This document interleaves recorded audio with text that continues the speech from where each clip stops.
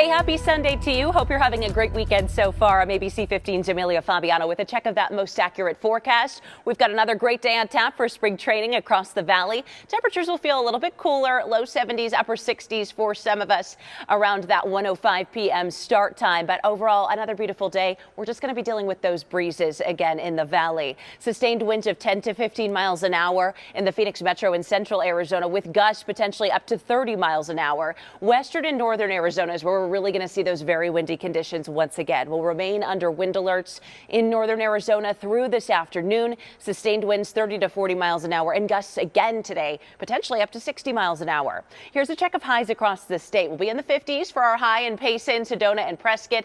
Mid 40s for Flagstaff, low 50s along the rim, 55 for Window Rock, 63 for Winslow.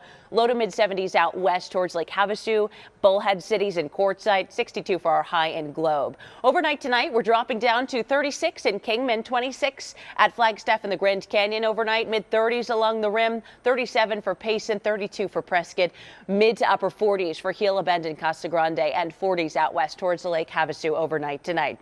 A closer check of our valley highs today shows we are a bit below average for this time of year. We're typically hitting the mid 70s. A lot of us are going to be in the low 70s. Some of us not even making it out of the 60s today, like in Fountain Hills, Apache Junction, Anthem, Cave Creek, and Wickenburg. But again, low 70s for the rest of us. Our valley lows tonight, also below average. Most of us will be in the mid to upper 40s range, so it is going to be feeling rather chilly for this time of year for those overnight lows. This storm system that's to our north, that's bringing a lot of snow to the states north of us, is continuing to move slowly across through today into tomorrow even, but then it moves out of the way by Tuesday.